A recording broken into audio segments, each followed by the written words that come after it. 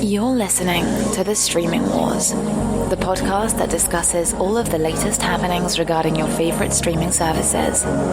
Find out which service is winning the war this time around. Hello everyone, welcome to the latest episode of The Streaming Wars. I am Dustin and I am joined by my co-host Tony, and we are here to discuss everything that has happened over the past week within the streaming service world. We are covering everything from October 11th through October 17th. We actually have a bunch of stuff to discuss. There's a lot of articles coming out. This is the time where everything is starting to ramp up. You'll hear the media say the streaming wars are beginning. Well, we've been saying that the streaming wars have been happening for a little while. Obviously Amazon, Hulu, a lot of these other services, CBS All Access, they've existed before now. Everyone just seems to be gearing up and talking about the streaming wars in a lot more ways because we're right on the brink of two big services releasing within the next month, and we have more services on the way. So a lot of people are talking about it. And obviously the two companies that are releasing services in the next month are very big players in the idea of streaming services. So that is why you're going to hear a lot of talk about it, but we're here to talk about all of that stuff and everything else that's been coming out in relation to the streaming services. So without further ado, let's get right into the news topics for the week. So first up, there was an article that was published on the New York Times. This was an in-depth look about how Netflix is going all out to basically attract children as the streaming wars get deeper and deeper and deeper. And while we're not going to go over the entire article itself, it's a very interesting article. The article will be posted in the show notes, as all of these articles that we talk about will be in the show notes. But the article goes really in depth on how a lot of the current people within the ranks over at Netflix for children's programming actually came from other companies such as Disney and the Disney Channel, and they've worked in a lot of different, they've already had established projects with Disney, but they came over to Netflix for just a tad bit more freedom. So it was a very interesting article. I know, Tony, you read it. What did you think about it? And just another classic example of tech firms stealing executives from other companies. Yeah, these creators and directors are going to have a little bit more freedom, but this is definitely a play of a newcomer in the market. A newcomer in the space needs to hire talent, so they're gonna. It's just a classic technology move. I don't know. For me, it's just a pretty simple move. There's no. There were some people who were like, yeah, like this is Netflix's deeper plan, and they're gonna steal all these people, and they're going to undermine Disney. And I was like, well, it's a little bit too conspiracy in my opinion. It's just a classic move in tech firms. I think this is smart by Netflix. It's a loss for Disney, but I think they're going to be okay. Just because they have so much talent in the kid space. I mean, they just brought in the Lucasfilm animation department. So they have those people as well with the Pixar people that are still there. So even with the loss of talent that moved from Disney to Netflix, Disney's going to be fine. I think smart play for Netflix. I think I forget that they have a lot of children's content. Obviously, I'm a grown adult and I focus on, adult content, but my girlfriend's kid can sit in front of Netflix and has all these different shows that she loves and keeps her busy for a long time. And I know there's a lot of other children who really do like their programming. And so it's smart by Netflix to really, divest their creative resources into the kid space. Yes, and to be clear, the article wasn't specifically about Netflix poaching talent. It was more like an editorial look into how Netflix is approaching the children's market as a very viable thing. A lot of these executives and the people that are behind some of the shows that Netflix is currently working on previously worked at Disney, but they've been there for quite some time. For example, there's a show that we mentioned on the last episode. There's not a show, but a movie called Claws, an animated movie that's coming in November to Netflix, where the animators, some of the lead animators for that movie actually came from Disney before. So obviously they've been there for a little bit of time, and it was more of a really in-depth look about how children's programming in general really does matter when it comes to these services. You look at certain services and there's very little children's programming, but they're very, like, for a perfect example is CBS All Access. CBS All Access, by my understanding, does not have any children's programming because it's not geared towards a young audience. It's not meant to be, a full family service. It's meant to have, provoking dramas and comedies that are meant for adults. And that's what they're producing. That's the content that they're creating for their service. When you look at Hulu, they do have children's programming that they license out from other places. Amazon Prime has created their own children's programming exclusives. There's been a lot of different series that Amazon Prime has created that has been based off of existing properties from children's books that Amazon basically said, we like the idea behind these books, so we're going to create series based on them. One example is if you give a mouse a cookie. Some people out there might remember that or have read the books to their children, but Amazon created an animated series based off of the premise of that book and the series of books that came from it. And that's not the only one, but the idea is there's lots of these situations that are happening. And the reason why is because, as everybody knows, a lot of kids programming gets watched very repetitively. My children personally watch the same show over and over and over and over again on Netflix and rarely go exploring for other content. My daughter has watched the Sonic the Hedgehog series from the 90s so many times. It's crazy. I mean, like, I personally could not watch something that long, but when I think back to when I was a child, you would repeatedly watch, if you had a favorite Disney movie, you watched it over and over and over again. That's just how children are. There's nothing different between that behavior and what people do right now. I mean, that's why Netflix. That's why Friends and The Office are so famous. Yep, just because it's just mindless. Not mindless. I love it, but it's the type of TV that you can watch over and over and over again and not really get fatigued by it. I wasn't saying, for the record, that the article was about poaching talent, but since it was talking about a bunch of ex-Disney execs either moving recently or have moved in the past, I was kind of more addressing the idea that Disney the controversy will be okay. Yes. side of this.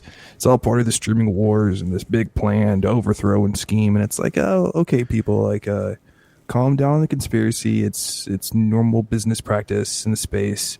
Apple, Facebook, Google, and Microsoft. I mean, they all share, software developers, and so if you look at their resumes, they're all shared, and so it's just a common thing. I know some people want to see drama and stir drama in places where there isn't, and it's just normal competitive behavior. Nothing crazy about it. And the plus side about it is because we're in the tech world, this, as you pointed out earlier, this stuff does happen all the time where creative people will leave one company and go to the other.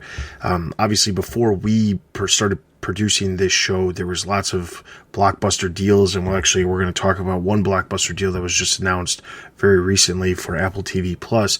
But there's been a lot of blockbuster deals where the services are signing specific creators to create specific content for them. For example, we're talking like 6-figure, 9-figure deals with certain people within the television industry. Shonda Rhimes. Well, let's just go ahead and move to the topic. Yeah. I mean one of the announcements over the past week was that Alfonso Cuarón, who previously has worked on a number of films, including the Oscar-nominated movie The Gravity, he signed a deal with Apple TV to basically create content over there, and that was reported over on The Hollywood Reporter. But it's interesting because it shows, and to be fair, this is exactly what Apple has said they're doing. They're seeking out extremely high profile talent, and they are bringing the talent to their service. They did, and when they initially announced the initial details of the service back in April, a lot of what they talked about was the faces behind the content that was coming to the service. So they were very adamant about having Jennifer Aniston and Reese Witherspoon front and center for the morning show and saying, this is who we are backing behind this project. They showed Oprah, they showed Steven Spielberg, they showed M. Night Shyamalan. They have all these different creators and people attached to the projects and saying like, this is what we're creating with these people. You know, these people, you know that they create interesting content. So overall, it's interesting because it keeps happening and it's going to keep happening. And that's on the creative side of things. This initial article over at the New York Times was very much in the vein of, hey, the children's content is a huge focus.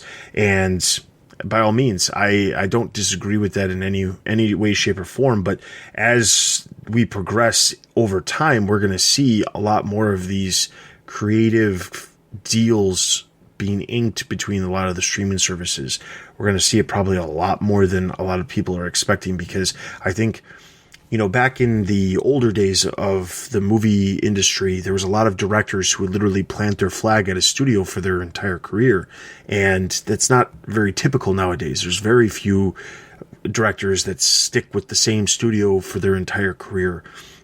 And because of that, it almost feels like with the move into the streaming side of things, you're seeing creators plant a flag, but it's not because of they necessarily get along with the studio or anything like that. Not to say that isn't the case, but studios are willing to put down a lot of money in order to make sure that these creative people plant their flag and are creating content for their service so that they can continue to have content that hypothetically will be very successful. Talking about, this creator, Alfonso, and I can't say his last name.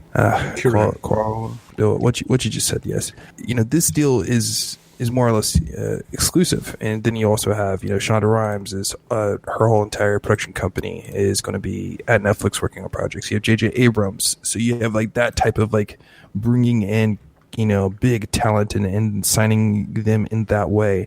But there's also a bunch of like loose associations of these studios bringing in talent. I mean, there's an article about how HBO, Melissa McCarthy and her partner, they're going to drop their movie onto HBO Max.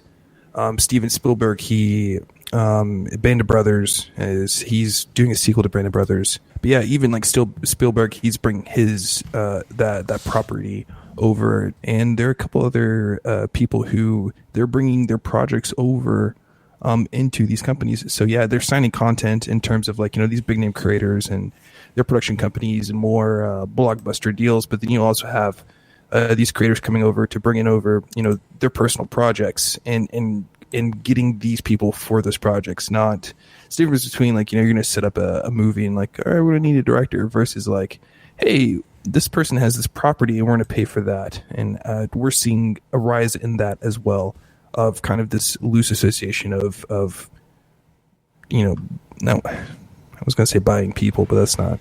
Well, it's not, but I mean, it's you're buying their talents. Yes, man. Thank you for making that sound a whole lot better. Yes. So yes, there's a lot of content coming, and we'll get into some more of the content that Tony mentioned in a little bit. But there's some other services that have some news for them. One that you were not expecting to probably hear about is TiVo. They announced that they're launching, as we speak, they've started to roll out a new streaming service as part of their standalone TiVo service. If you're unfamiliar with TiVo, while they're claiming it's free, it's not actually free because you're paying a monthly fee for the TiVo service in general. But the idea is that they are going to have content on their hardware for you to be able to watch for free or with advertisements. And there's a breakdown of some of the stuff that you're going to get, but there will be some channels. It says that there will be about 26 channels of live and on-demand TV shows and movies, including some older stuff like Unsolved Mysteries, which happens to be over at Roku. These are shows that probably are just able to be licensed wherever they want. But they're also courting advertisers specifically for this so that they can make money on the back end, which is expected.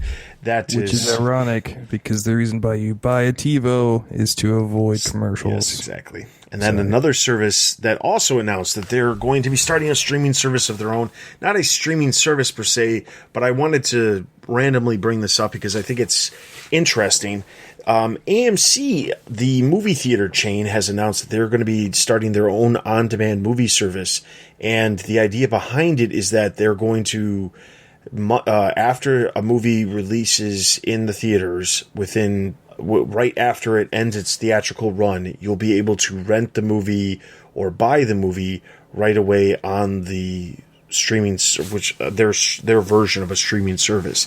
Now, it's not a subscribe situation where you're going to subscribe to it and then be able to access these movies, but it is a service nonetheless, and it's showing how the movie industry understands that things are changing and that they need to be reactive. A couple of years back, there was a company, and it escapes my head, that was out there trying to produce something, and they had a lot of companies that were signed on, and they actually had some big name Hollywood people signed on to the project as well. But the intent was that you could buy a box and be able to watch movies in your house the exact same time that the movies were in theaters. And the idea behind it was, there's lots of people who want to see movies in theaters, but don't have the ability to go see it in theaters, or it's too expensive. So they offer this other option where you buy this box and it allows you to watch a movie within an X amount of time of purchasing it. And you're paying, I can't remember if you were paying per movie. I think you were paying per movie, but it was like you drop $40 for a movie so that you can watch it the same time it's in the theaters, but in the comfort of your own home. And of course, the idea behind it was that if you had 4 people in your home that were going to watch the movie and you were going to go to the theater and spend $10 a pop, you don't have to spend the $10 a pop and sit at some theater when you could pause it within your own house. And it never, by my understanding, it never picked up. I remember it gaining a lot of traction. I remember a lot of sites talking about it at the time, but nothing ever happened. This is the next best thing, I guess, for those people who are interested in that service. But what's the wait time? The wait time generally for this new service that AMC is saying is that they've specifically said that they've already had deals in place with Disney, Warner Brothers, Universal, Sony, and Paramount to offer the movies directly on their platform. It specifically says the movies It'll basically be like an iTunes-like online store, which will offer a variety of films that can be viewed immediately after their theatrical runs are over. So, for example, if a movie comes out in theaters and it runs its course in 2 months and it's out of theaters, you still normally are going to wait about a month to 2 months before the movie actually releases on digitally or on physical disc. And the idea is this could bridge that gap. And AMC is looking at it from making some money, while the studios, of course, are going to sign on because it just it means that they can make money too. So they're saying that their prices will be between $3 and $6 for rentals of the films. I'm guessing the $6 ones are going to be for the newer films, and the $3 ones will probably be just for renting in general. But the renting, go ahead. Oh, sorry. I think the article's a little bit misleading. It's not a true streaming service.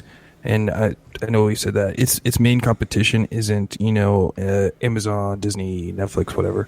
They're competing against Redbox. I mean, let's be honest. That's who they're competing against, and maybe Vudu as well. But yeah, Vudu or Amazon Prime in the sense of the rental side of things.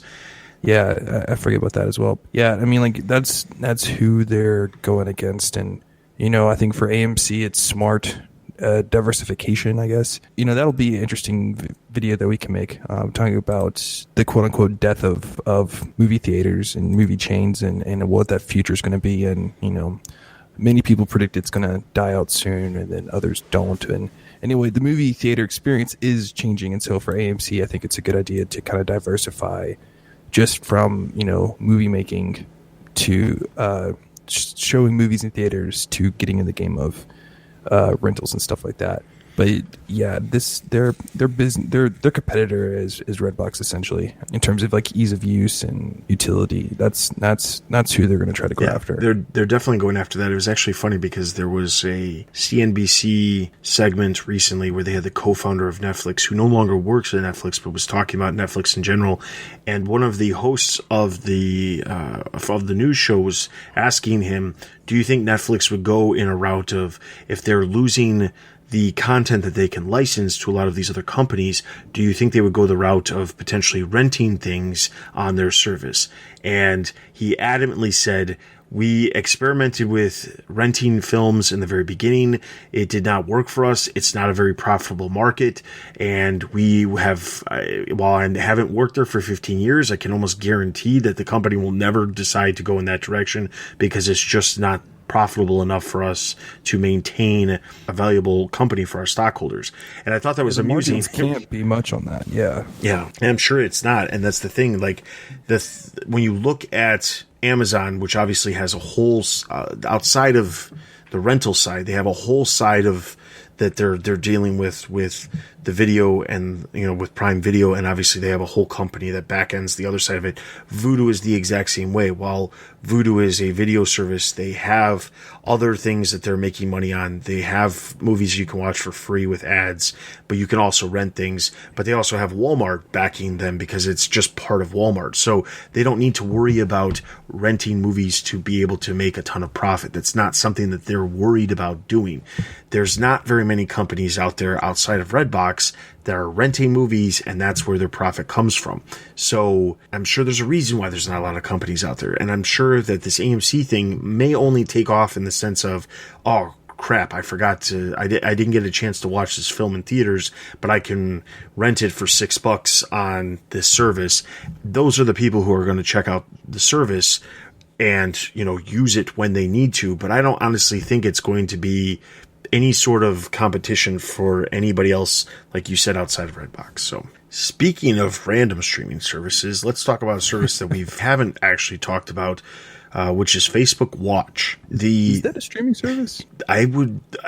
People are talking about it as if it's a streaming service. There is original content that is popping up on Facebook Watch. To be quite frank, I'm not familiar with the service at all. I've never used it. I barely use Facebook at all. I have a profile, but outside of that, my wife tags me and stuff, and that's the extent of any use of it. You're just there for your kids. Yes, pretty much. So for Facebook Watch is essentially, Facebook is trying to get in the game of, being in your lives intrusively, and to keep people on their site. They're like, hey, let's create some content and kind of get in this thing. There's a sports family, the Balls, Alonzo Ball, whatever. They had like this reality TV show on there. They've tried to get some content on there. It's like Facebook's attempt to do like what Snapchat's doing. So like Snapchat has these like 10-minute sort of videos. I think Tinder released it recently. Their type of thing going on. Instagram is doing their like stories and stuff on there.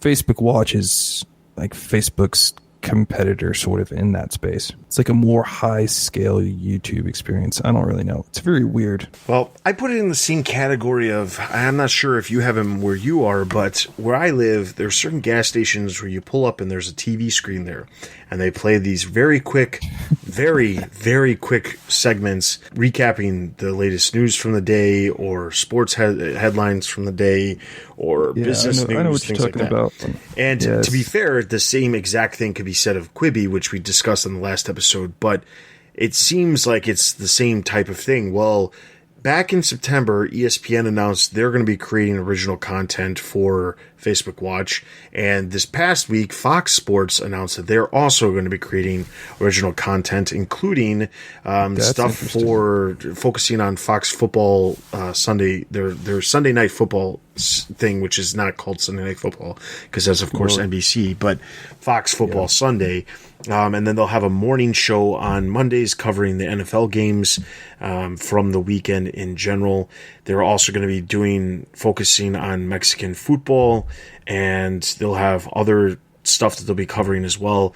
To be, the thing is, Okay, cool. I mean, like, everybody seems to want to get into the game of creating original content and drawing eyeballs to whatever it is there is, whether it be a streaming service, whether it be an existing site like Facebook, which is primarily social media, but creating original content to keep people using it. I can see why they would want to do it. I can understand why Facebook wants to keep eyeballs glued to their website, because the more eyeballs that are glued to their website, the more ad revenue that they can make. And that's how these companies make the money. I mean, look at Google. They're as big as they are because of advertising. That's what it comes down to. So I completely can see it, and we're going to probably hear more about these in the next couple of weeks. Speaking of Quibi, which I know it's poor segue, but Quibi just announced TMZ, E-News. There was another one that they just announced too. There's so many different stations that are pre-existing, or not stations, but channels, the cable channels that already produce content, or already established brands that produce content that will in fact be creating content for Quibi. It's like the same thing.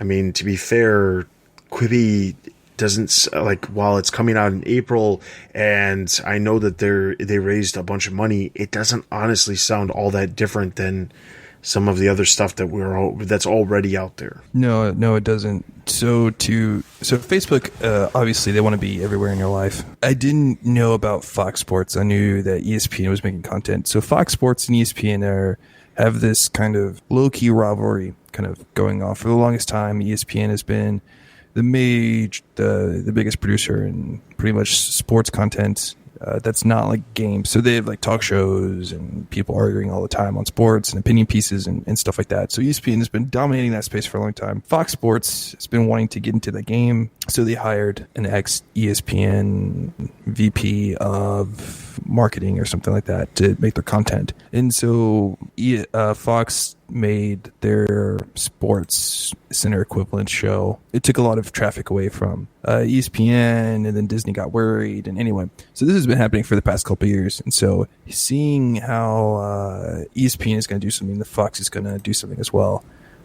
Seeing that competition between those two companies, that's interesting for me as somebody who likes sports. And because to all tie this back in again, ESPN has got to try to stay relevant, and to see Fox try to think of new ways to put their name out there to grow their base. That's like a mini streaming war in the whole grand scheme of streaming wars, this is an interesting battle. Because I kind of seen the beginning of this feud starting, and so now seeing it grow into this space, it's like, I love warring parties.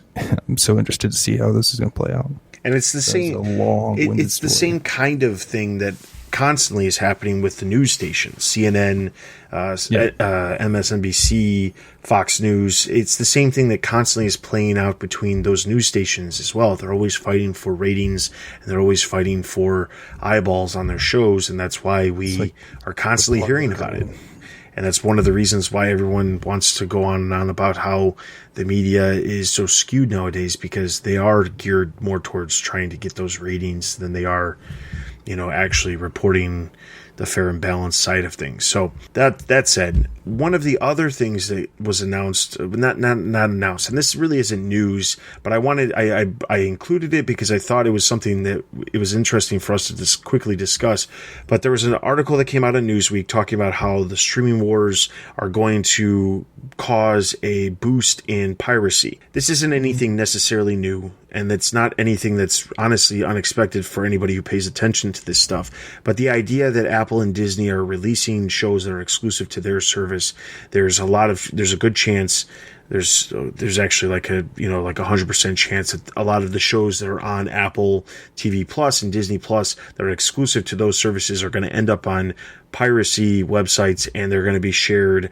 And the article was just talking about how these services are actually just causing more piracy in general, because a lot of people don't look at the idea of paying just a few dollars to be able to watch just one or two shows. They just want to be able to watch the show, so they go the other route of the piracy route, which is obviously illegal, and we don't condone that in any way. But it's a real thing that happens, and it was a very relevant thing when it came to Game of Thrones releasing on HBO for years, because people didn't want to pay for HBO, even though Game of Thrones was HBO's top series, was outperforming a lot of other television series that were not part of some premium subscription plan.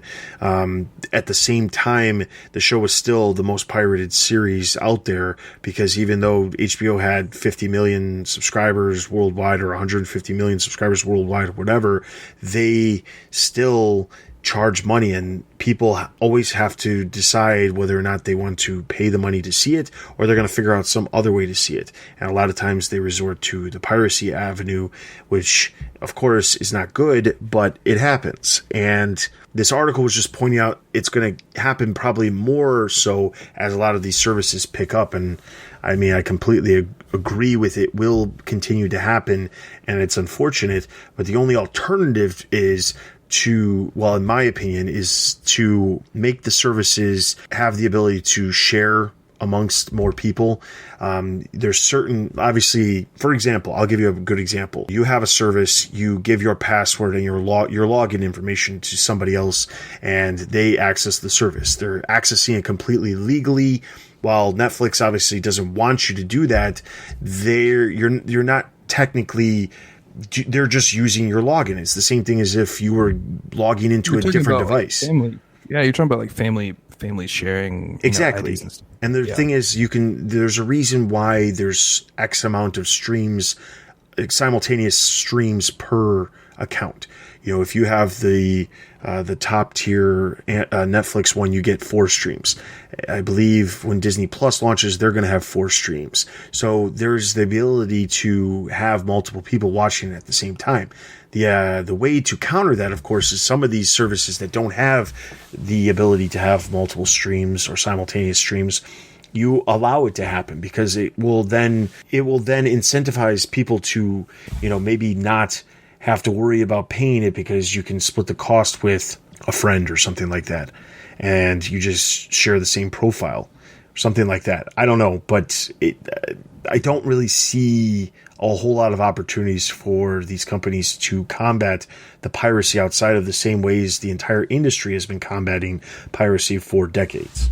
I saw this story and I was very surprised. I agree with you. I think this privacy worry, quote unquote worry, I think it's made to get views.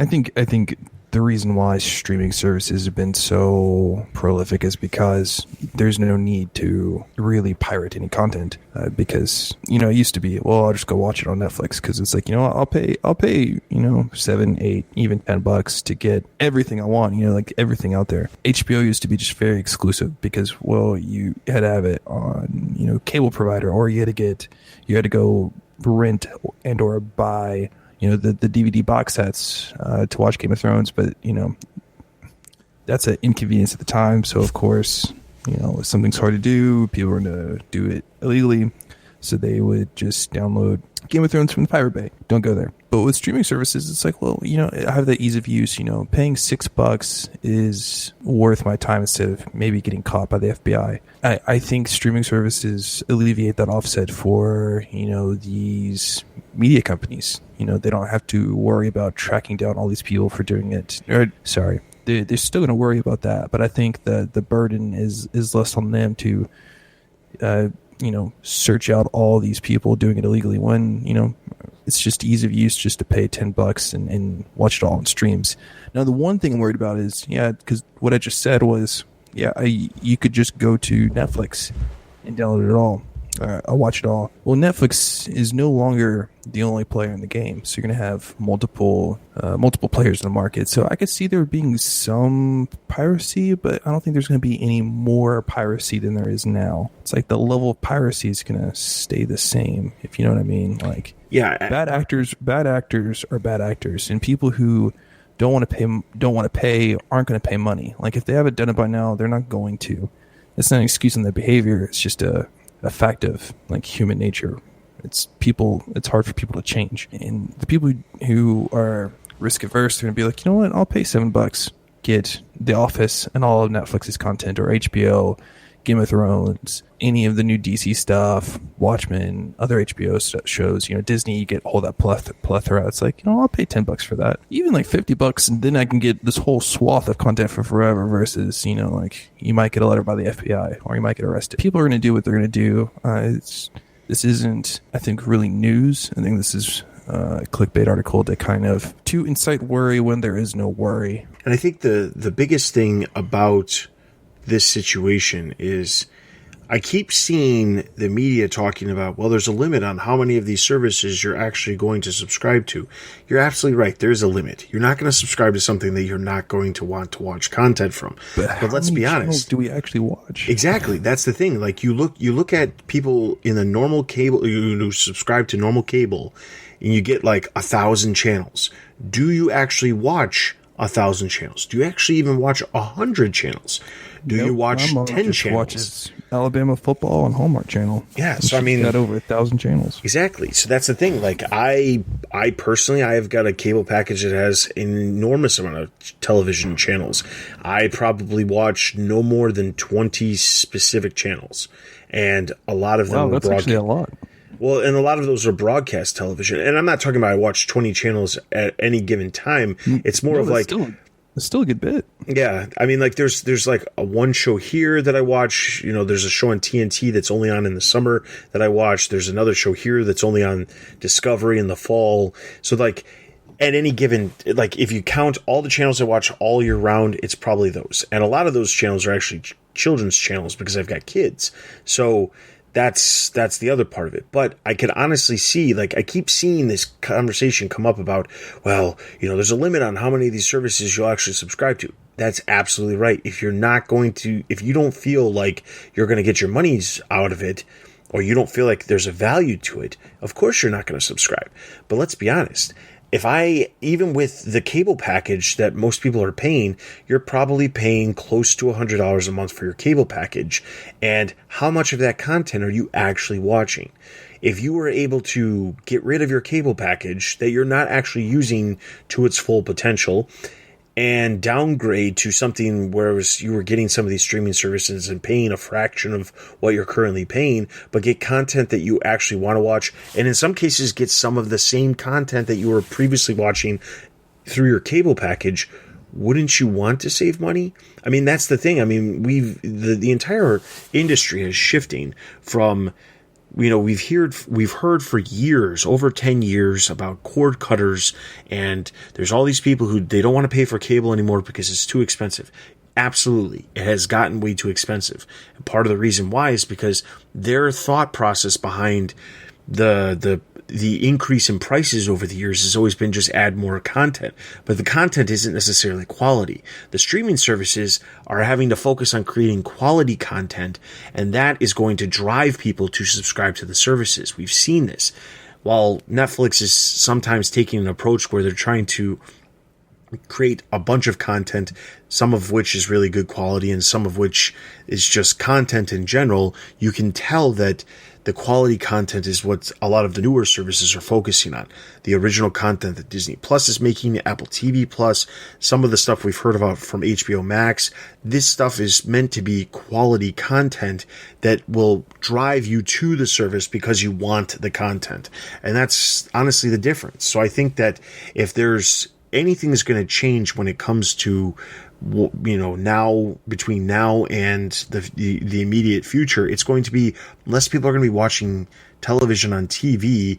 They're not going to have to worry about the ads if they don't have a DVR, and they're going to be able to get the services, get the shows that they specifically want through the services that are offering them. That's why we're seeing a company like Warner Brothers or Warner Media, which owns so many cable channels, say that their content is also going to be available on their streaming service. There's a reason behind that. They can see that the tide is shifting, and more people are not using the cable services as they originally, all the cable companies, of course, hoped that they would. So I couldn't have said it better. Yeah. All right. So next up, we talked about this, I believe, when we talked about. I think we talked about it either last week or we talked about it when we talked about the Apple TV Plus, the current state of episode. But initially, my understanding from some press releases that I read about the Apple TV Plus was that it was only going to be available on Apple products. Then I read a report saying it was going to be available on Samsung smart TVs, Roku's, and some other devices, but it wasn't going to be available on anything at launch except for Apple devices. It was further cemented by a report that I just saw last week saying that the only way to watch Apple TV shows or Apple TV Plus shows will be on Apple devices at launch. Well, then suddenly October 15th came and there was an announcement that suddenly on Roku, all Roku products were going to have Apple TV pop up as an app that you could use on the service. And I confirmed this. I went and checked my Roku earlier this morning, and lo and behold, Apple TV is on there. And while they don't have, obviously the Apple TV Plus service hasn't launched yet, while they don't have it, they do have the ability to watch trailers for some of those shows. And you can obviously see anything that you've previously purchased through Apple on there as well. You could also purchase content that's on there just like you could on any other Apple TV app, but it's on there. So if you don't have an Apple product, like myself, who doesn't have anything outside of my wife's laptop or a tablet that I barely ever use, I will actually be able to watch it on my television at launch if I choose to subscribe to the service, because it is available on my Roku. So props to Apple for deciding to go with this. I remember when I sent this article over to you, you said the same thing, like, I thought this wasn't happening. And well, I think at least some people were pleasantly surprised that they could potentially be watching these shows on something besides their Apple devices. Yeah, I was. I read the article and I was like, man, Dustin must have given out some bad information. I mean, obviously he didn't, but I was like, man, good for Apple. You know, they're trying to catch up. You know, I think that they didn't understand. I think that they had more time than they thought they did, and so with, you know, Disney is really Apple's main competition, with them like coming gangbusters, and, you know, we're going to be everywhere in every country on every platform pretty much at this date. And I think Apple's really had to step up their game, and so I think this is great. Roku, I don't know, I can't give you like specific statistics wise, but intuition, feel, Roku is the second. So besides the Apple TV and then I guess smart TVs and their kind of myriad of platforms, Roku is the next biggest smart home TV device. Either you can get it as an external, you know, little dongle, or it could be baked into your TV. It's the second biggest, you know, platform for watching all these streaming services and content. And to not have it on Roku would be a huge disadvantage for Netflix. I mean, sorry, for Apple. And so I think it's great. They beat my expectation. I think that they've really took a gut check and was like, okay, how far are we away from our goals? And they've really stepped it up. This is fantastic. So I know it's just on Roku. Have they talked about, you know, other devices besides, you know, Roku after this? I don't know if they're gonna be like, hey, we did Roku, and then all right, on next horizon is. So I've looked online to see if there is anything, and outside, like back in September, they announced the Samsung Smart TV were going to have the app, and while I haven't seen anything, and I have a Samsung Smart TV and I have looked, it's not there yet.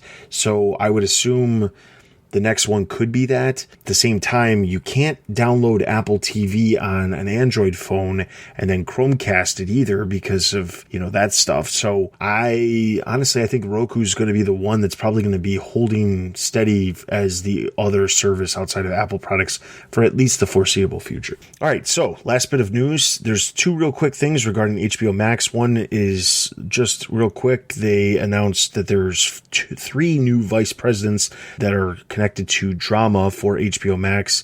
The article is in the show notes. There's not a whole lot here other than they will be specifically working on different projects for HBO Max. Some of these people have previously worked for other other companies, specifically for Fox Entertainment and BET networks, and they were working on Peacock for USA and Netflix and Quibi. So These people previously worked at other companies, A&E Studios, where they developed different scripted dramas. So they are specifically all working. The HBO is clearly just rolling out a lot of the executives that are going to be behind HBO Max, putting a face to who is going to be in charge of that. But the real news, not real news, because to be fair, I read this and I thought, well, this isn't super far-fetched, and I'm not real sure that this is something that is entirely unthought of by anybody. But there was a report that came out from Business Insider saying that at&t plans to drive growth for HBO Max by exploiting their large base of customer relationships. Now, exploiting is that's the headline, of course, that they used, but the actual version of this is that at&t currently has almost 160 million wireless customers. They have 22 million TV customers, and they have 14 million broadband customers as of Q2 2019. The word out there is that at&t could be incentivizing their current customers by saying, hey, you can sign up for HBO Max because you're a wireless customer, and we're going to give you a discounted rate.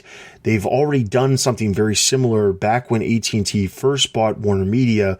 One of the things that immediately changed was at&t Wireless was offering HBO as a premium service for free as like the sign up, while similar to how T-Mobile offers Netflix or other companies offer Prime Video.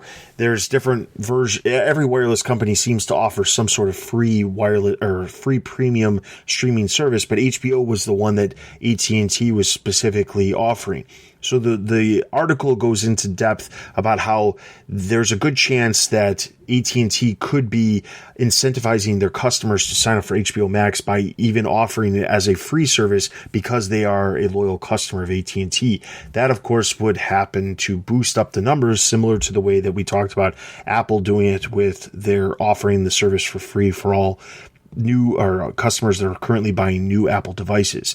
So it's a very similar situation, but to be fair, it's not something that's already not done by a lot of other companies. at&t just happens to be one of the companies that owns one of the services. Could you see Comcast eventually offering Peacock to customers? Sure, it's entirely possible. So it's not far-fetched, and it's not worth like a ton of talk, but it was something that popped up today that I thought, that's interesting. Yeah, I agree with you. All right, so that is actually all the news topics. I'm going to run down the different content news real quickly because, of course, as usual, we've gone a little bit longer than we planned. But, hey, there's a lot of news happening, so who's to say that, we might not figure out some way of covering more of this stuff in the future. But anyway, if you are a subscriber to Netflix, you probably heard about Murder Mystery, an Adam Sandler movie that features Jennifer Aniston. It was announced that that movie is getting a sequel over at Netflix. Netflix revealed its huge lineup of holiday movies and specials, including another installment of A Christmas Prince, which features the couple having a baby. I'm not going to go into all the details on this, but Netflix has realized over the last couple of years that they need a lot of holiday content, similar to the way the Hallmark Channel creates a lot of holiday content every single year, and Netflix has jumped onto that bandwagon to basically be the ones to provide that. Also announced from Netflix that they have secured the rights to the cartoonist Jeff Smith's internationally acclaimed comic book series Bone.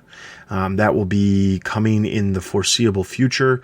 That's the little white guy that kind of looks like a ghost but has feet and hands. So the Casper? But with feet and hands, yeah. As Tony mentioned earlier, Apple has signed Steven Spielberg, Tom Hanks, and Gary Goetzman's Masters of the Air. This is coming from HBO. As we know, Band of Brothers and The Pacific were over at HBO. Well, unfortunately, the word in the article was that HBO Max, or HBO in general, is not in a position to spend the money for this series at this time, especially with everything going on with the launch of the service and everything else. So they have decided to go shop the series somewhere else, and Apple TV Plus picked it up very quickly because, as we know, they need content. Speaking of them needing content, it was also announced that Jason Sudeikis has a new comedy series that will be coming to Apple based off a commercial from 5 years ago. Okay. Yes. So those unfamiliar, Jason Sudeikis is a famous comedian, has appeared on SNL and a number of other sitcoms over the years, but one of the things he did back when he was working on SNL was he did a skit helping NBC announce that they were broadcasting Premier League games, and the skit was him playing a football coach from the US who goes over to England and is trying to be the coach of a soccer team in England, and obviously hijinks ensue because he's not really he doesn't have any idea what's going on. That was a commercial. It was a commercial, let me say, and Apple has decided that they're going to make a comedy series about it. So Apple also announced that For All Mankind, which is one of the series that's debuting at the beginning of November with the launch of Apple TV Plus, they've given that a second series or a second season pickup already.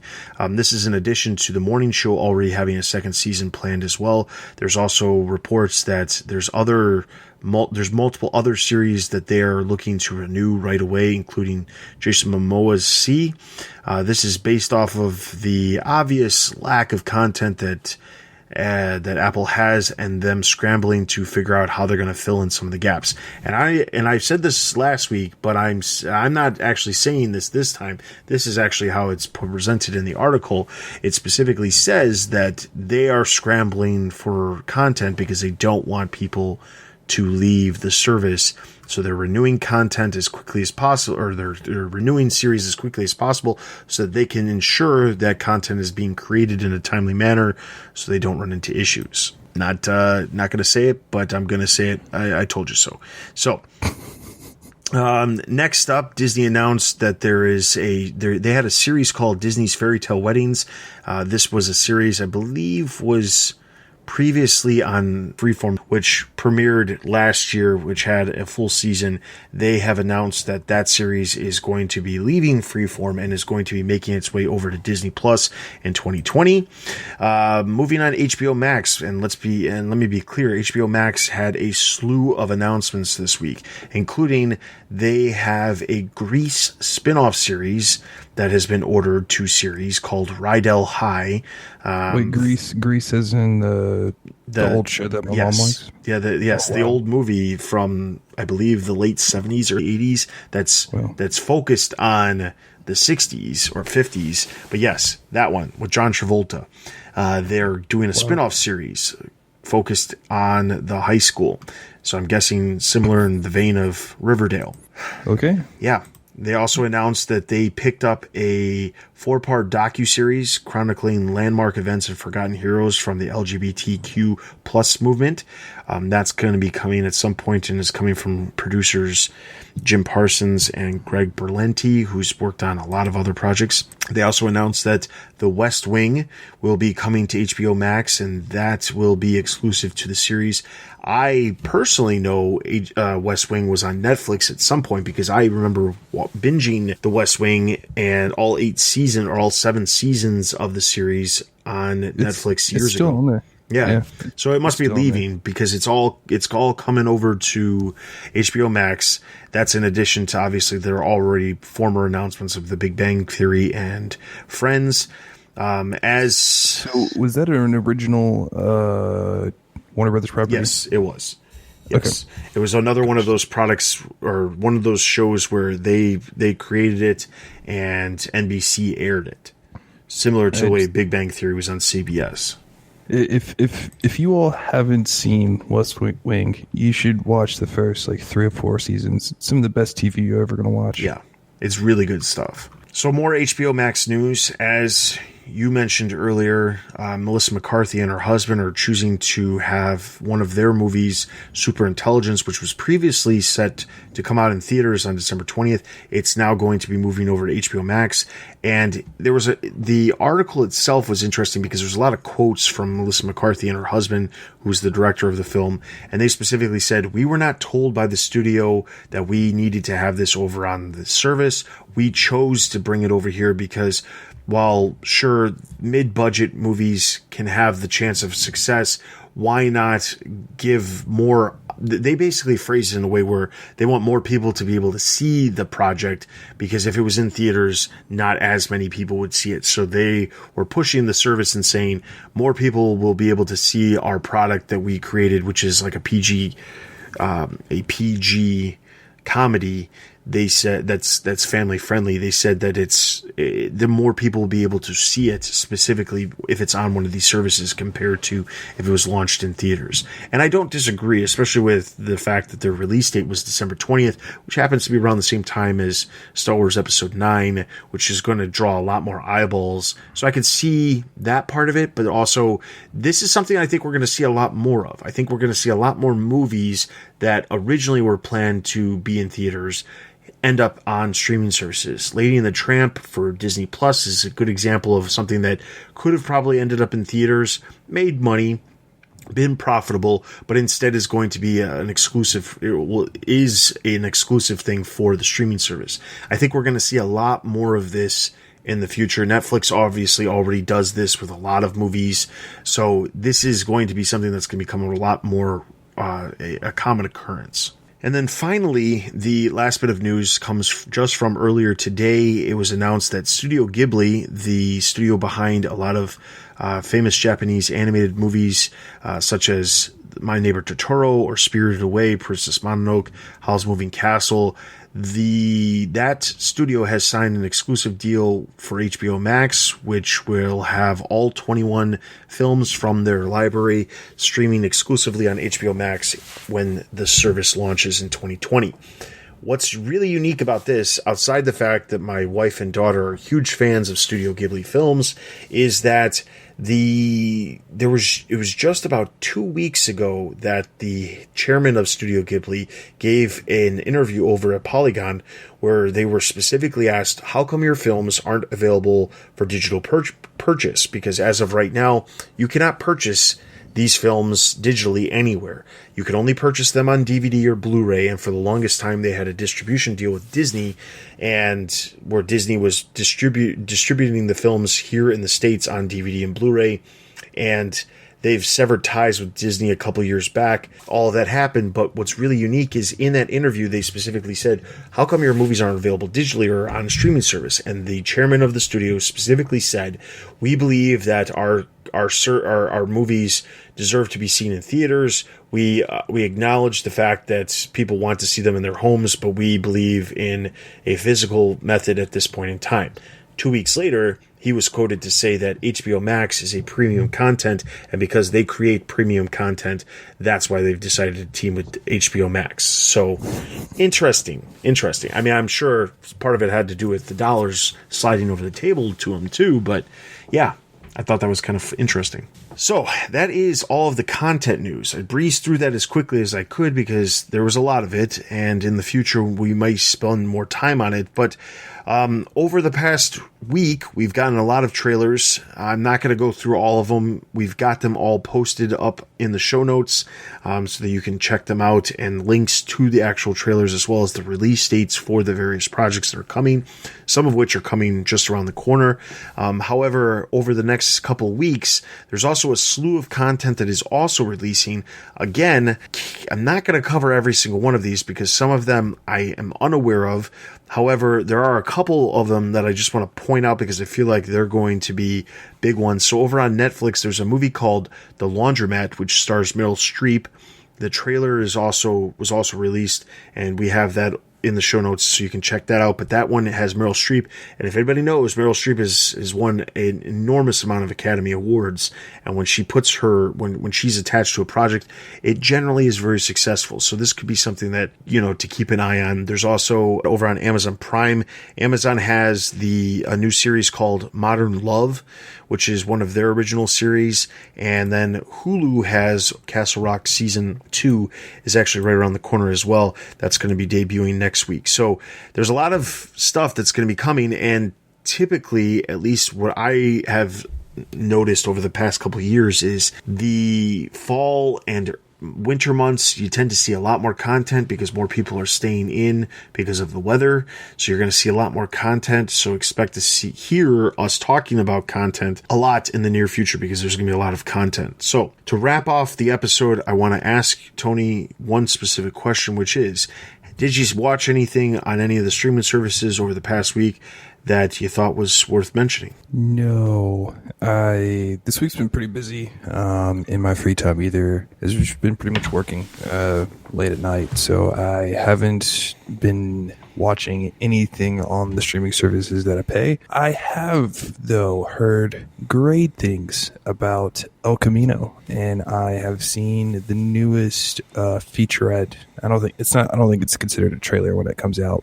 I've seen the newest featurette of that movie, and I plan to watch it tomorrow night. Yeah, that's the only thing that's really been exciting on my radar on these streaming services recently, as of late. How about you? What has caught your fancy? What has captivated you? So over the past week, I did watch El Camino last Friday when it came out. I thought it was good. I enjoyed it. It was very good, and it's like a nice little cap to tell what happened with Jesse Pinkman. It was a good way to could they do another one? Do another film at some point that also goes in line with Breaking Bad? Sure, they could. It was nice to see a lot of characters pop up. And does Walter White come back? I'll just tell you this: Walter White is in the film. I'll leave it at that. Okay, I'm good with that. But outside of El Camino, which I made a point to watch last week because I knew it was coming out and I was interested in seeing it.